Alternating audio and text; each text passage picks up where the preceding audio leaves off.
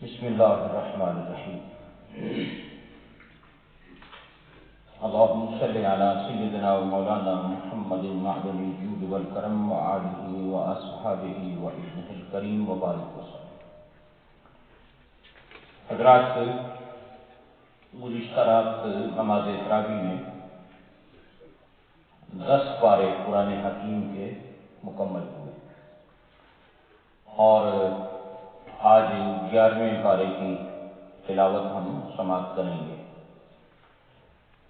سورہ توبہ رات پڑھی گئی اور اس سے پہلے جو آیات بینات ہیں پچھلی گزشتہ سورت، اس کا حصہ بھی تلاوت کیا گیا۔ بہت سے اہم جو مضامین ہیں وہ اللہ کریم نے بیان فرمائے۔ ایک تو قرآن حکیم نے مساجد کے حوالے سے ذکر کیا اور اللہ کریم نے ارشاد فرمایا انما یعمر مساجد اللہ من آمن باللہ والیوم الآخر، کہ اللہ کے گھروں کو وہی آباد کرتا ہے جو اللہ پر ایمان رکھتا ہے اور یوم آخرت پر ایمان رکھتا ہے، یوم جزا پر ایمان رکھتا ہے۔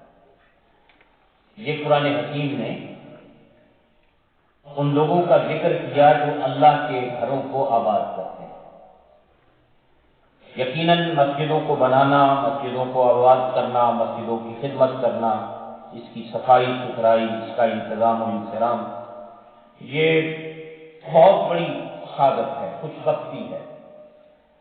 حضور سید عالم صلی اللہ علیہ وسلم کی بے شمار حدیثیں ہیں اور ایک بڑی معروف اور مشہور حدیث پاک ہے جس میں آپ صلی اللہ علیہ وسلم نے ارشاد فرمایا، اس کا مفہوم یہ ہے کہ جس نے ایک فاختہ کے گھونسلے کے برابر بھی مسجد بنائی، جس نے ایک چھوٹے سے گھونسلے پرندے کے گھونسلے کے برابر بھی، فاختہ کے گھونسلے کے برابر بھی مسجد بنائی، اللہ اس سے جنت میں گھر بنائے۔ اب کتنا، یعنی چھوٹا سا وہ گھونسلہ کتنا ہوتا ہے، ایک بندہ کھڑا ہی نہیں ہو سکتا اس میں، نمازی کا پاؤں بھی پورا نہیں آ سکتا، چھوٹے چھوٹے پرندوں کے گھونسلے ہوتے ہیں۔ اس کا معنی یہ ہے کہ جس نے تھوڑا سا بھی سرمایہ لگایا، جس نے تھوڑا سا بھی سرمایہ اللہ کے گھر میں لگایا، اس کے بدلے اللہ اسے جنت میں مکان عطا کرے، محل عطا کرے۔ تو یہ خوش قسمتی ہوتی ہے اور یہ اہل ایمان کے تعاون سے ہی یہ سارے سلسلے جاری رہتے ہیں۔ پھر قرآن حکیم نے مسجد ضرار کا ذکر کیا۔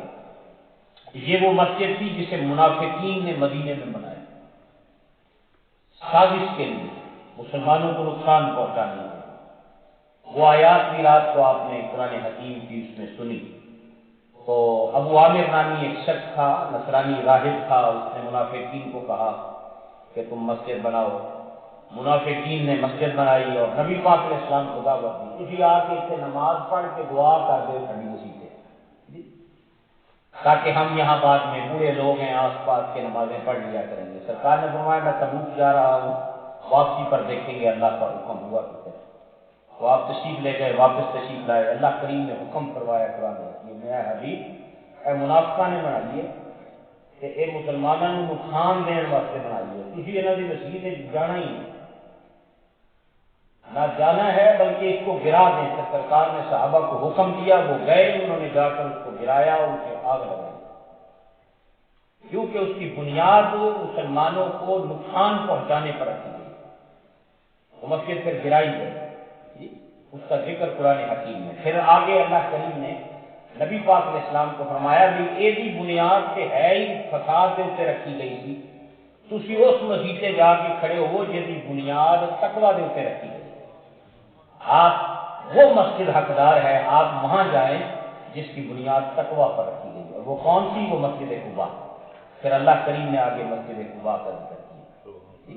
یہ وہ عظیم مسجد ہے جہاں نبی پاک علیہ السلام نے فرمایا جس نے 2 رکعت اس مسجد میں نفل پڑھے اللہ اسے عمرے کا ثواب عطا کرے۔ ہر ہفتہ کے دن نبی پاک علیہ السلام پیدل تشریف لے جاتے تھے، کبھی سواری پر کبھی پیدل۔ میرے آقا کریم صلی اللہ علیہ وسلم تشریف لے جاتے تھے، اور سرکار آج بھی، اب تو بلکہ میں نے ابھی سنا کہ وہ جو پیدل حضور کریم علیہ السلام کی گزرگاہ تھی، وہ راستہ تھا جہاں سے سرکار پیدل جاتے تھے، اب وہاں کی حکومت نے وہاں پیدل چلنے والوں کے لیے وہ فٹ پاتھ اور راستہ بڑا خوبصورت بنا دیا ہے، تو اب آپ پیدل وہاں سے اسی راستے پہ جا سکتے ہیں جس راستے پر مدینے کے تاجدار علیہ السلام قباء تشریف لے جائے۔ بڑا خوبصورت راستہ، میں نے چھوٹی سی ویڈیو کلپ اس کا دیکھا، وہ بن گیا ہے، تو اب وہ اسی یعنی روٹ کے مطابق انہوں نے اس کو بنایا، تو وہ بڑی برکتوں والی مسجد ہے۔ تو پھر سرور عالم صلی اللہ علیہ وسلم کو حکم دیا۔